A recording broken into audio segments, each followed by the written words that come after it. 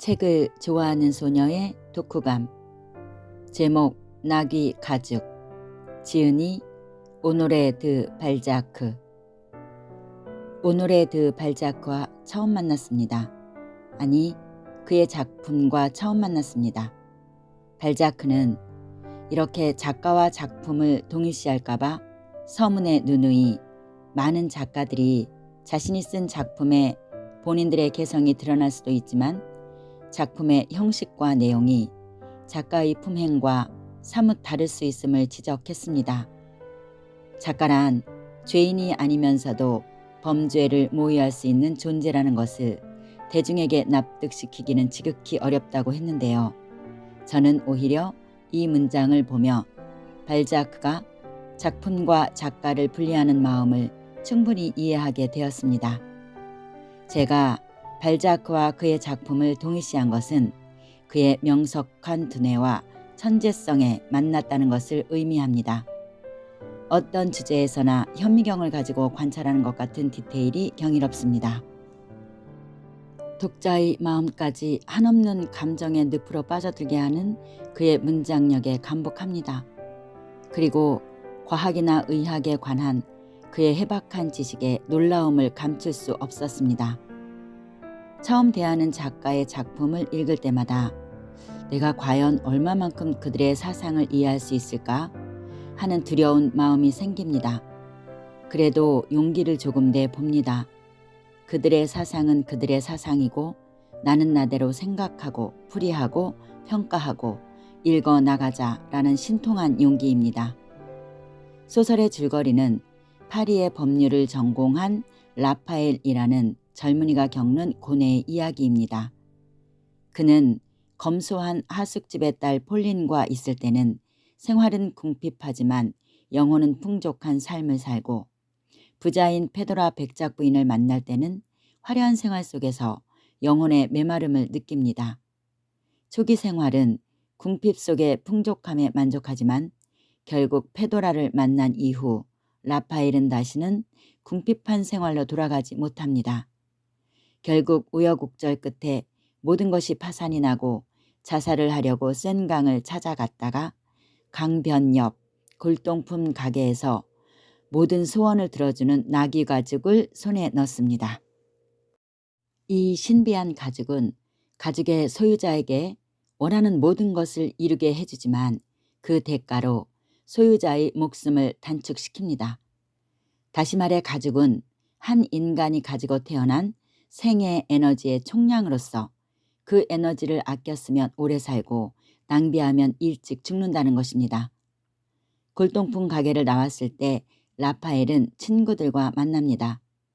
라파엘의 친구들은 돈을 명예로 바꾸고 싶어하는 타유페르가 세운 신문사에 라파엘을 초대했다며 그것을 기념하는 향연이 열리는 곳으로 그를 데려갑니다.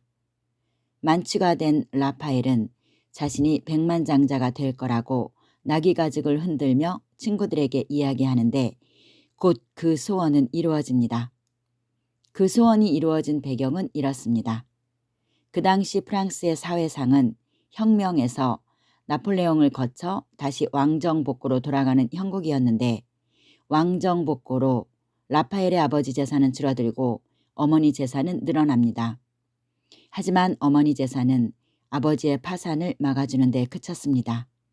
그 후 아버지마저 돌아가시고 라파엘은 궁색한 생활을 했던 것인데 자신의 외삼촌이 돌아가시면서 라파엘이 유일한 상속자가 된 것입니다.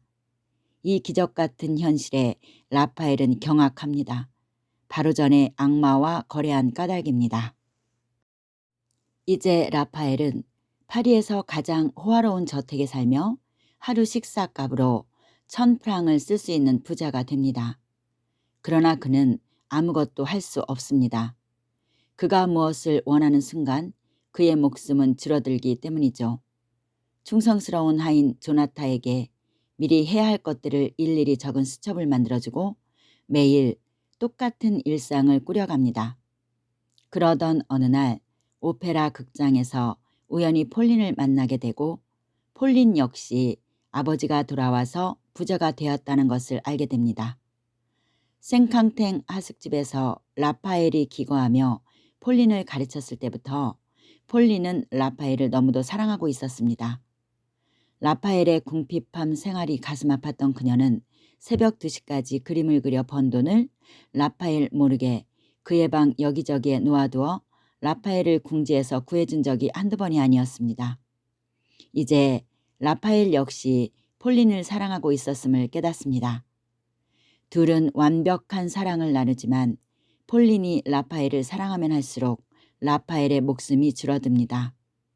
라파엘은 과학이 이토록 발전한 계명천지에 이런 미신을 믿는 자신을 개탄하며 과학자들에게 그 나귀가죽을 의뢰합니다. 하지만 나귀가죽은 동물학자의 연구로도 수학자의 기계역학으로도 물리학자가 추천하는 기술자의 압력으로도 화학자의 염산으로도 변질되지 않습니다. 심지어 불구덩이에 들어갔다 나온 즉시도 차가운 본연의 체감을 유지합니다. 거기에 낙심을 하고 라파엘은 다시 자기가 죽으려면 자기 몸을 구성하고 있는 메커니즘이 소멸해야 한다는 생각을 하고 의사들을 찾아가지만 영혼과 육체와 이성을 가진 인간을 완벽하게 치료할 수 있는 방법은 없다며 그들은 자연치료법을 권합니다. 그렇게 요양원에서 자연에서 자신의 건강을 지키려 하나 결국 그는 자신의 건강이 좋아지는 것은 그의 착각일 뿐 다른 사람들 눈에는 자기가 죽음을 앞둔 환자로 보인다는 것을 알게 되면서 집으로 돌아옵니다. 그는 결국 그를 애타게 기다리던 폴린의 가슴에서 마지막 불타는 사랑으로 그의 목숨을 소진하며 이야기는 끝을 맺습니다. 그가 이 세상에 없어진 후 세상 사람들은 폴린과 페도라의 존재를 궁금해합니다. 작가는 그것을 에필로그에 담았습니다. 폴린은 우리의 일상적인 생활이 펼쳐지는 곳, 하지만 무엇보다도 숭고한 지점에 있는데 우리는 항상 그것을 하찮게 생각하기 때문에 당신은 폴린을 보지 못할 거라고요. 반면 페도라는 어디에서도 쉽게 마주칠 수 있을 거라고요. 왜냐하면 페도라는 바로 사회이기 때문입니다. 일주일 내내 책을 끼고 다녔습니다. 그러자 안개 같던 프랑스가 내게 희미하게나마 다가왔습니다. 발자크가 프랑스 작가로는 처음 대하는 작가인 것처럼요. 이제 생각을 더듬어 보니 그래도 몇 명의 프랑스 작가들의 작품을 읽어왔는데 말이죠. 학창시절에 읽었던 스탕달의 적과 흙이나 모파상의 여자의 일생, 돈 버느라 정신없던 시절에 읽었던 장폴 디부아의 프랑스적인 삶, 그리고 얼마 전에 읽었던 에밀 졸라의 인간 짐승도 프랑스 소설입니다. 한때는 베르나르 베르베르의 책에 빠져 얼마나 책을 사들이고 읽어댔던 시절도 있었는데요.